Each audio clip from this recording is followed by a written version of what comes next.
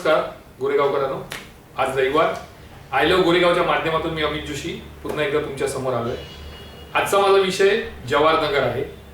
जवाहरनगर नाम है पर थोड़ा थोड़ा बदनाम है। हा विषय घेताना मी असं ठरवलं की या जवाहरनगर मध्ये जवळजवळ 40 ते 35 हजार लोक ही जैन, मारवाडी, गुजराती किंवा अमराठी भाषिक आहेत आणि एक 7.5-8 हजाराचा जो पट्टा आहे जवाहरनगर मध्ये, जो स्लमचा आहे, चाळीचा आहे, त्याच्यामध्ये काही अंशी मराठी आहे।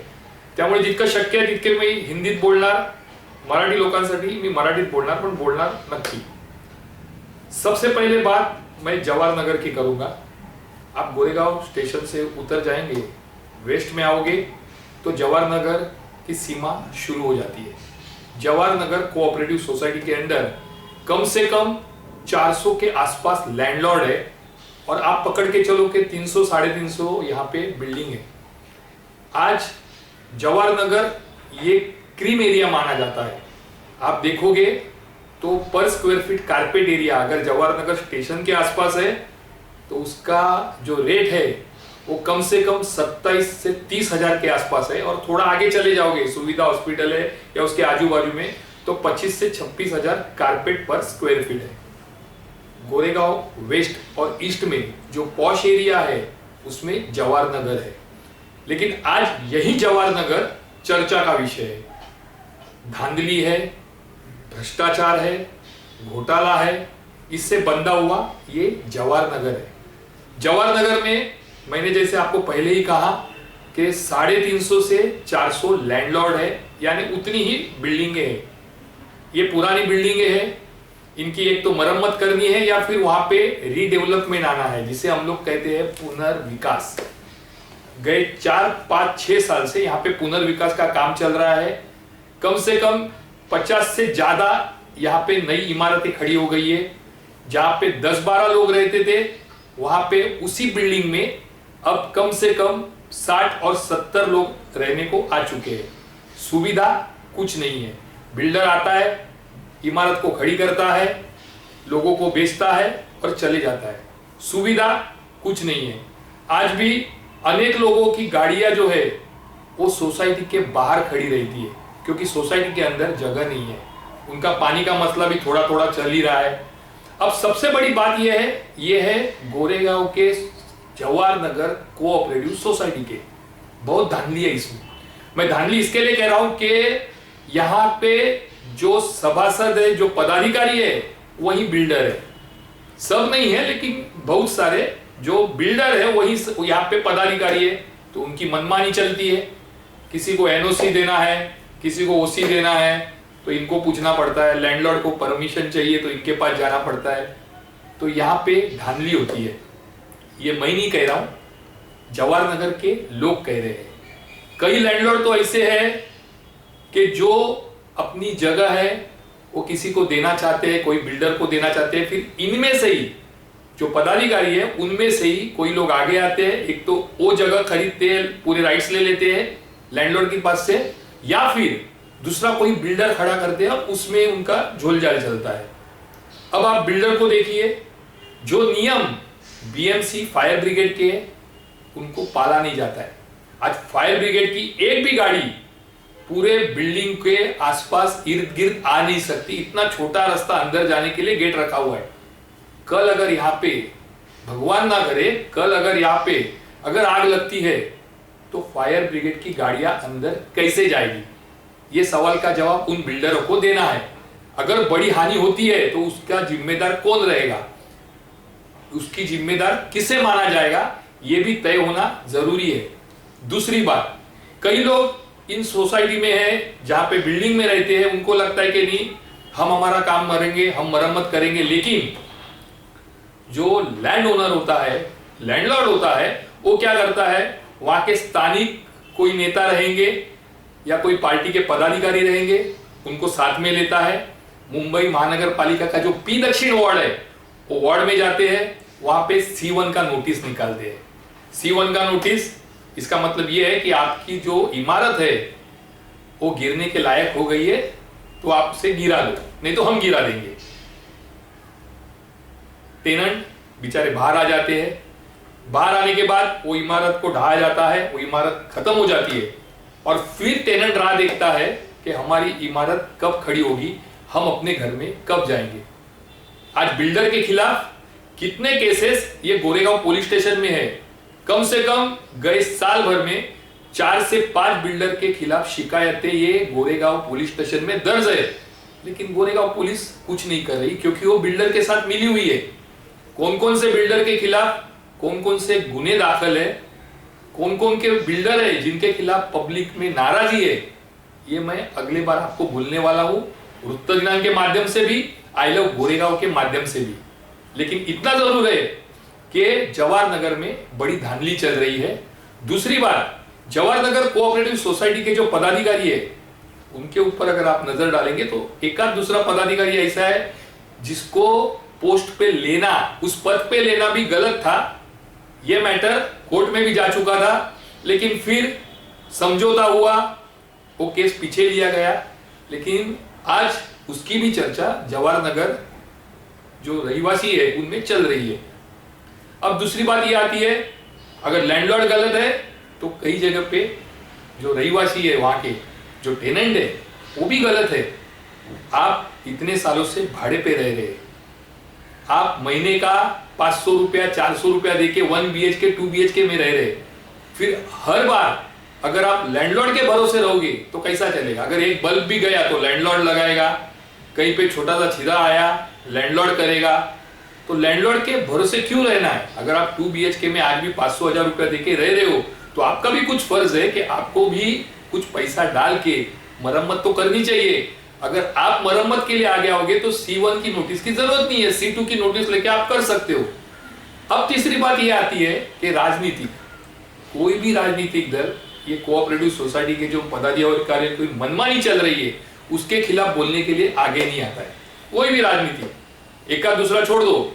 जैसे मैंने बीच में आपको कहा कि किसी को C1 की नोटिस आई थी तो मुझे यहाँ के जो पार्षद है हर्ष पटेल, उन्होंने फोन किया, बोला टेनेंट लोग तकलीफ में, उनको अमित भाई अपने को मदद करना है। हमने अपनी तरफ से वो न्यूज भी दे दी थी, वृत्त दिनांक में उसका इम्पैक्ट भी हुआ और उनको C2 नोटिस मिला, आज वो रिपेयरिंग कर रहे हैं। बाकी राजनीतियों की बात करेंगे तो कोई भी राजनीतिक दल इन रहीवासी जो है यहाँ के जो टेनेंट है उनको मदद करने नहीं आते, वो बिल्डर को करते हैं क्योंकि उनको पैसा बिल्डर से मिलता है, उनके पार्टी को फंड बिल्डरों से मिलता है, उनको अगर कोई फंक्शन करना है तो बिल्डर देते हैं। इसके लिए कोई भी राजनीतिक दल है या राजनीतिक नेता है ये बिल्डरों के खिलाफ या सोसाइटी के खिलाफ बोलने को तैयार नहीं है।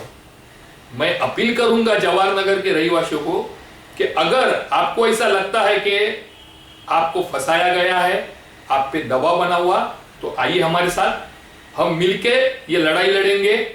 और आपको आश्वस्त करता हूं, पूरा आश्वस्त करता हूं कि बिल्डरों के साथ कोई मिली भगत नहीं होगी। हम पूरी तरह जवाहर नगर के जो रहीवासी है, टेनेंट है, उनके साथ ही खड़े रहेंगे। और जो घोटाला चल रहा है, जवाहर नगर का जो नाम खराब हो रहा है, उसको थोड़ा अच्छा करने में, सुधारने में हम सबकी भूमिका ये महत्वपूर्ण रहेगी। आता थोडंसं जवाहर नगर मधल्या स्लम एरिया बद्दल बोलतोय, मराठी देवड्यासाठी बोलतोय, कारण या ठिकाणी राहणारे बहुसंख्य उत्तर भारतीय आणि मराठी आहेत। या ठिकाणी जवळजवळ 7,500 ते 8,000 मतदार आहेत। छोटी मोठी नाहीये, 7 ते 8,000 मतदार हा स्लम एरिया आहे। गेल्या 12-14 वर्षापासून या स्लम एरियामध्ये बिल्डर येतात, थुकपट्टी लावतात, गाजर दाखवतात, आश्वासनं दाखवतात आणि निघून जातात, पण इथे काही विकास झालेला नाहीये। इकडच्या शौचालयाची हालत बघा, इकडची स्वच्छता बघा, कोणी लक्ष द्यायला तयार नाहीये।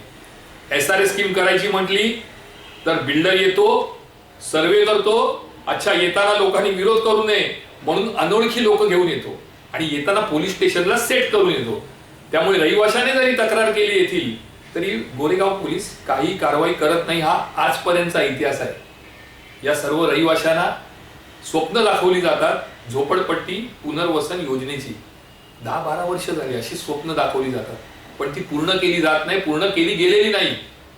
ही माणसं आपण आपल्या हक्काच्या घरात जाऊ, छोट्याच्या झोपडीमधून इमारतीमध्ये जाऊ याची स्वप्न पाहत असतात, पण ती पूर्ण होत नाही, कारण तिथे ही बिल्डर लॉबी आहे। बिल्डर येतात, बिल्डर फक्त लोकांना दाखवतात, करारनामे करतात आणि निघून जातात. तेच करारनामे घेतात, दुसऱ्या बिल्डरला विकतात, दुसरा बिल्डर तिसऱ्या बिल्डरला विकतो. जे बिल्डर हे विकत घेत जातात ते सर्वे करण्यासाठी इथे येतात आणि रहिवाशांना त्रास देतात. राजकारणी इथेही लक्ष घालत नाही. गोरेगावात मोठमोठे राजकारणी आहेत, त्यांनी इथे लक्ष घालायला पाहिजे, कारण हे तुमचे मतदार आहेत. उद्या ह्यांनी जर पाठ फिरवली तर तुमचे वांदे होतील, हे विसरू नका. माझं सांगणं येथील रहिवाशांना पण आहे. तुम्हाला जर काही त्रास होत असेल, तुम्हाला असं वाटत असेल की तुमच्यावर अन्याय होतोय, तुम्हाला जर असं वाटत असेल की तुमच्या SRAच्या या भूखंडावर घोटाळा होतोय, भ्रष्टाचार होतोय, तुम्हाला वाटत असेल बिल्डर त्रास देतोय, गुंड त्रास देत आहेत, पोलीस ऐकत नाहीयेत, तर या आपण एकत्र येऊया आणि आपण हा लढा लढूया. आज इतकंच. आता ह्याच्या पुढे आणखीन एक आपला दर रविवारचा जो गप्पा टप्पाचा कार्यक्रम असतो तो नियमितपणे होणार आहे. मी एवढंच सांगेन, प्रयत्न केलेला आहे हिंदी आणि मराठी बोलण्याचा. मी मराठी आहे, माझा पेपर मराठी आहे, आय लव्ह गोरेगाव हे मराठी याचं आहे. परंतु हिंदी भाषिकांना म्हणजेच अमराठी भाषिकांना काहीसं कळावं म्हणून मी हा बोलण्याचा छोटासा प्रयत्न केलेला आहे. काही चुकलं असेल तर क्षमस्व. पुढच्या रविवारी पुन्हा एकदा नवा विषय घेऊन भेटूया. तोपर्यंत मी तुमची रजा घेतो. अमित जोशी पुन्हा रविवारी येईल. जय हिंद, जय महाराष्ट्र.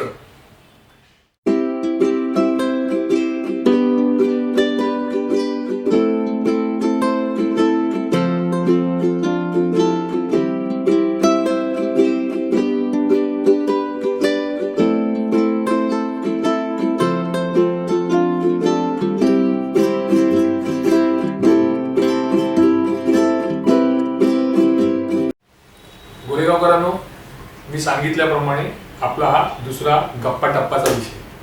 नेहमी आपण अशा लोकांना इथे आणत असतो किंवा तुमच्या समोर मी गोरेगावकरांसमोर आणण्याचं माझं उद्दिष्ट हेच असतं की लोकांना ती ओळख व्हावी की आपल्यासाठी कोण काम करतंय किंवा आपल्यासाठी कोण काय करतंय. आज माझ्यासमोर युवा सेनेच्या श्वेता देसाई आहेत. श्वेता, तुझं स्वागत करतो. धन्यवाद. श्वेता सामाजिक कार्य चांगलं करते. शिवसेनेमधून ती नेहमी आपल्याला दिसते, परिचयाची आहे. आणि विशेषतः श्वेता लोकांसमोर म्हणा किंवा वृत्तदिनांसमोर किंवा माझ्यासमोर येण्याचं पहिलं कारण म्हणजे लॉकडाऊन मध्ये तिने एक महिला असून ती रस्त्यावर उतरली मुलगी आहे. तिने मेहनत घेतलेली आहे, लोकांसाठी तिने काम केलेलं आहे. गजानन कीर्तीकर, सुभाष देसाई, सुनील प्रभू, अमोल कीर्तीकर यांनी जे आदेश तिला दिलेले आहेत, ज्याप्रमाणे तिला सांगितले त्याप्रमाणे ती मैदानात उतरलेली आहे. तर आपण आज तिच्याशी बोलणार आहोत. श्वेता, सगळ्यात पहिली तुला मी हा प्रश्न विचारणार की राजकारणात येण्याचं तू का ठरवलंस? असं राजकारणात येण्याचं ठरवणं, मी वयाच्या 18 वर्षी माझं हे पदार्पण. त्याच्या आधी जेव्हा लहान असताना माझे आजोबा नेहमी म्हणायचे माझी निशाणी धनुष्यबाण. तर त्याच अनुषंगाने आम्ही फक्त आमच्या डोळ्यासमोर एकच आणि आमचे दैवत, सर्व शिवसैनिकांचे दैवत वंदनीय बाळासाहेब ठाकरे, तसेच आमचे युवा नेतृत्व आदित्यजी ठाकरे यांच्या विचारांना प्रेरित होऊन वयाच्या 18 वर्षी मी राजकारणात पदार्पण केलं. तो म्हणजे किस्सा पण मी तुम्हाला सांगेन की मी माझं वोटिंग कार्ड, तेव्हा नुकतंच मला 18 वर्ष पूर्ण झालेलं आणि मी माझं वोटिंग कार्ड काढायला शाखेत गेलेले. तेव्हा शाखा प्रमुख हे आमचे कार्यसम्राट स्थानिक नगरसेवक स्वप्नीलता टेंबलकर हे होते. तर त्यावेळी त्यांनी मला पहिल्याच दिवशी आणि पहिल्याच वेळी त्यांनी स्वतः मला सांगितलं की तू उद्यापासून आमच्यात जॉईन व्हायचं. आणि त्याच्या दुसऱ्या दिवशीपासून मी पक्षात जॉईन झाले आणि मी आतापर्यंत कार्यरत आहे. शिवसेनाच का? शिवसेना मराठी माणसांसाठी ज्या व्यक्तींनी स्टँड घेतल्या ते आमचे दैवत बाळासाहेब ठाकरे, म्हणूनच शिवसेना. आणि शिवसेना आहे म्हणून मी आज आहे. आणि मला असं वाटतं मुंबईत जर मराठी माणूस टिकलाय तो ते म्हणजे फक्त आणि फक्त बाळासाहेब आहे. अच्छा श्वेता, एक प्रश्न असा आहे की गोरेगावमध्ये एक नवीन नेतृत्व अजून एक येते, म्हणजे देसाई साहेब, नो डाऊट देसाई साहेब, गजानन कीर्तीकर, सुनील प्रभू हे आधारस्तंभ आहेत गोरेगावचे. पण आणखीन एक नेतृत्व पुढे येतं, ते आहे अमोल भैया कीर्तीकर. तुला असं वाटतं की अमोल तसा म्हणजे कॅपेबल आहे की तो काम करतोय तसं? अगदी 100%. बघा, राजकारण म्हटल्यावर प्रत्येक वेळी अग्रेशन असणं किंवा म्हणजे एक अग्रेशन माणसामध्ये नसावं. भैया म्हणजे तसं बघायला गेलं तर एक संयमी नेतृत्व आहे आणि त्यांच्यामध्ये तो 100% स्पार्क आहे. आणि आताच जी युवा पिढी आहे त्यांना ते बऱ्यापैकी सपोर्ट करताय आणि आमची सुद्धा इच्छा आहे की ते त्यांनी पुढे तुमच्या मनात जे आहे ते घडावं. अच्छा, दुसरी एक गोष्ट अशी आहे की हे 3 नेते फार मोठे आहेत गोरेगावमध्ये. म्हणजे गोरेगाव नाही, महाराष्ट्राच्या लेवलवर मोठे नेते आहेत. म्हणजे सुभाष देसाई आहेत, गजानन कीर्तीकर आहेत, सुनील प्रभू आहेत. त्यांच्याकडे जर तू काही लोकांच्या समस्या घेऊन गेली किंवा स्वतःचं काम करून गेलं तर ते एंटरटेन करतात. म्हणजे अगदी त्या क्षणी आजपर्यंत मी असं बघितलंय की कोणतेही नेते असो, आमचे आदरणीय उद्योग मंत्री सुभाष देसाई साहेब असो, आमचे खासदार कार्यसम्राट खासदार गजानन कीर्तिकर साहेब असो, अमोल कीर्तिकर साहेब असो, किंवा आमचे नगरसेवक सुद्धा असो, ह्यांच्याकडे एकही काम कुठलंही, मीच नाही, मी तो पक्षाचे पदाधिकारी, पण एक साधा नागरिक जरी घेऊन गेला तरी ते एका झटक्याने एका दिवसात काम झालेलं आहे. त्यामुळे अशी प्रतिक्रिया तुम्ही जर नागरिकांना जरी विचारला तरी तुम्हाला हेच उत्तर भेटेल. अच्छा श्वेता, आणखीन एक प्रश्न असा आहे की प्रत्येक पक्षामध्ये असं म्हणतात की पुरुष मंडळी महिलांना पुढे फारसं यायला देत नाही. तुला असा काही अनुभव आला शिवसेनेत? नाही, मला असं काहीच नाही आला, मग मी आधी ते बसलीच नसती साहेब. अच्छा श्वेता, तू 2 ठिकाणी तिथे काम करते, 51 मध्ये आणि 54 मध्ये. 54 मध्ये साधनाताई आहेत, 51 मध्ये स्वप्नील आहे. यांनी जी लॉकडाऊनच्या मध्ये कामं केली, तुला असं वाटतं यांनी कामं केली आणि आगामी काळात त्याचा फायदा तुम्हाला होईल? हो, नक्की, 100% होणार आहे.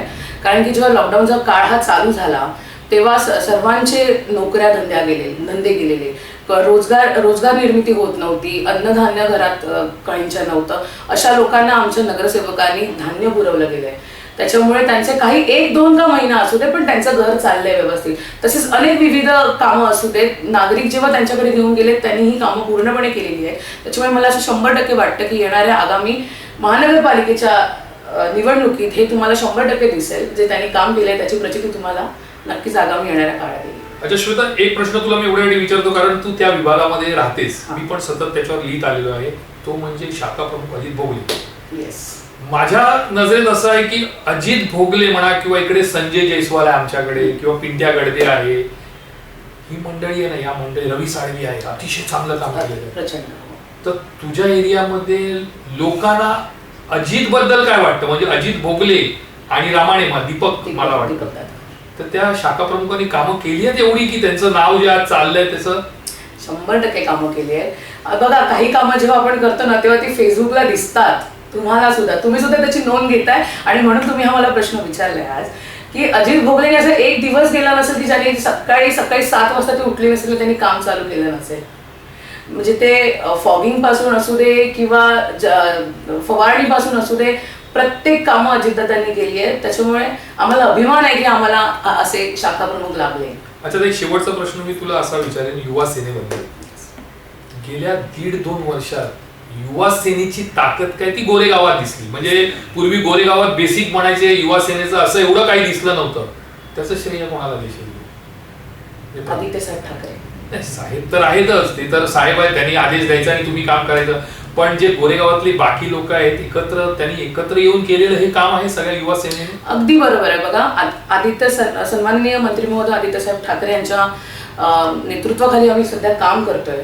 आणि प्रत्येक क्षेत्रामध्ये एक हायरार्की असते. त्या हायरार्कीप्रमाणे साहेबांनी नेमून दिलेले काही पदाधिकारी आहेत, जसे की सन्माननीय अमोलभैया कीर्तिकर, सन्माननीय सचिव वरुणजी सरदेसाई, आणि आमच्या सचिव दुर्गाताई भोसले व आमच्या स्थानिक कोर कमिटी मेंबर शीतलताई देवरुटकर. या सर्वांच्या मार्गदर्शनाखाली युवा सेना गोरेगावमध्ये एकत्रितरित्या काम करते.